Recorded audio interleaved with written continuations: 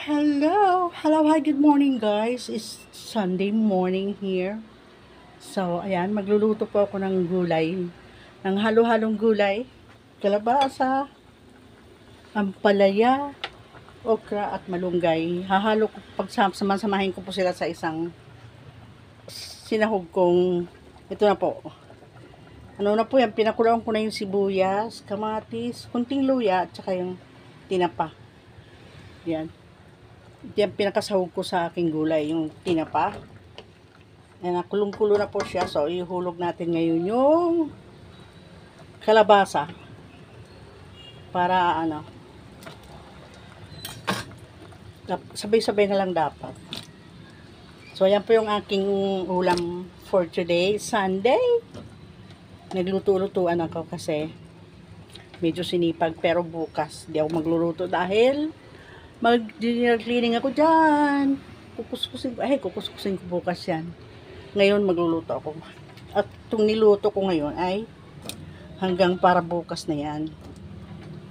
Ulam ko. So yan na po, hinulog ko na po yung ampalaya at kalabasa. Sunod natin yung okra. Hinugasan ko na po lahat yan, oh. Sama-sama na natin dyan. Yung okra pala, inaalisan ko po yun ng buto. Kasi bawal daw sa akin yung buto.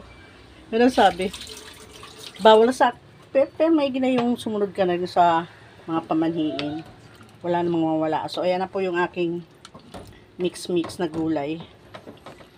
Kumulo na ko siya kanina. Kulong-kulo na. Hinalo ko nga yung pinakulang ko muna siya na matagal sa sa sibuyas, kamatis, kunting luya. Ayan po yung aking sahog. Mamaya ihulog ko po yung yung malunggay. So, ayan muna. Push muna tayo sandali. Hello, so ayan na nga po yung ating finished product ng ating gulay. Kulong-kulo na po siya. Ayan. So, ihulog natin ngayon yung malunggay. Hulog ko na ngayon yung malunggay. Ayan. Nugasan ko na rin po yan malunggay. Fresh na fresh from base 5. Hiningi ko dun sa base 5 yung malunggay. Libre naman. Doon po sa aming Yukor. So, ayan na po yung aking gulay. Na halo-halo gulay. With tinapa.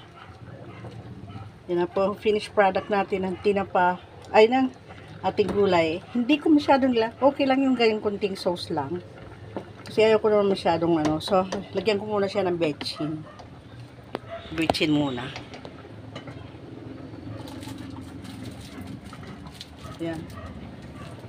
Again po, hindi po ako naglalagay ng mga ginisa mix or mga gibayon na yan. Hindi po ako naglalagay niyan. Bechin lang ako. Kasi ang bechin noon pa tayo, panahon pa ng mga lola natin ginagamit na natin yung bechin. So, ayan po ang aking mix na gulay. Halo-halo po. Kalabasa, okra, at ampalaya, at malunggay. So, ayan na po ang ating finished product. Thank you guys. Ayan. Thank you for watching. Thank you. Please subscribe my channel. Bye!